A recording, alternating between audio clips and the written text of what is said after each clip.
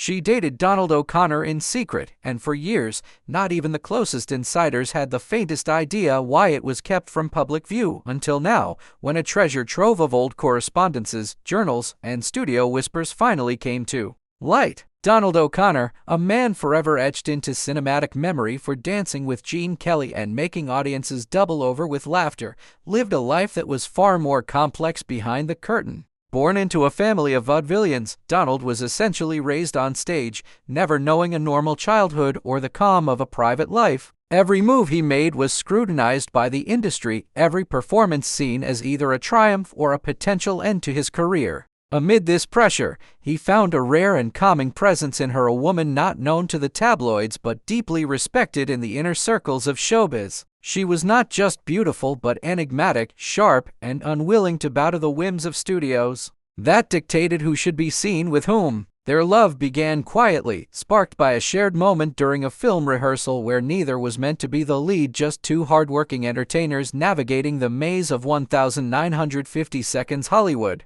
They connected over shared frustrations, the way studios discarded people once they were no longer marketable, the endless cycle of promotion over privacy, and the sacrifices they'd made for fame. Their first real date was off the books, an accidental escape to a beachside shack in Malibu, where they talked about dreams, regrets, and the possibility of love without limelight. What followed was a relationship full of laughter, hidden rendezvous, coded notes in script pages, and an intimacy that would never be captured on screen. But why the secrecy? That's the part no one could explain until now. It turns out, she had been previously tied to a scandal involving a high-profile actor's divorce, and her public image was already walking on eggshells. For her, going public with Donald, at the time a squeaky clean American favorite, could have cost him endorsement deals, roles, and the unwavering support of his mostly conservative fanbase. Moreover, Donald was navigating a tumultuous home life, balancing a career that demanded his full attention and a growing sense of emotional fatigue from being typecast. She became his confidant, his retreat from Hollywood's noise, and the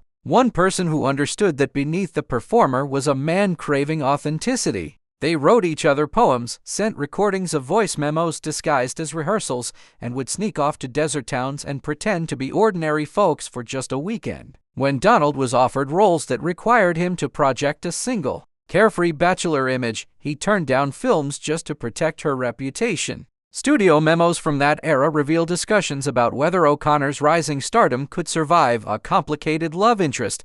Her career suffered minor blows, not for lack of talent but for resisting the narrative that she needed a man's fame to elevate her own. In fact, one of the most heartbreaking revelations is that she was offered a career-defining role on the condition that she cut ties with Donald. She refused. Their love wasn't just tender, it was defiant. And when they eventually parted ways, it wasn't because the love died, it was because Hollywood demanded they pick passion or survival. For years, they lived separate lives, occasionally crossing paths in industry events with fleeting glances and bittersweet smiles. But the legacy of their bond remained. Decades later, while cataloging Donald's estate, researchers discovered a box labeled "Only for Her Eyes." Inside were love notes, sketches, and candid photos of their time together, far from studio sets, far from scripts. One photograph, in particular, taken in 1953, shows the two laughing in front of a roadside diner, wearing disguises, pretending to be strangers in a world where they could be anyone but themselves.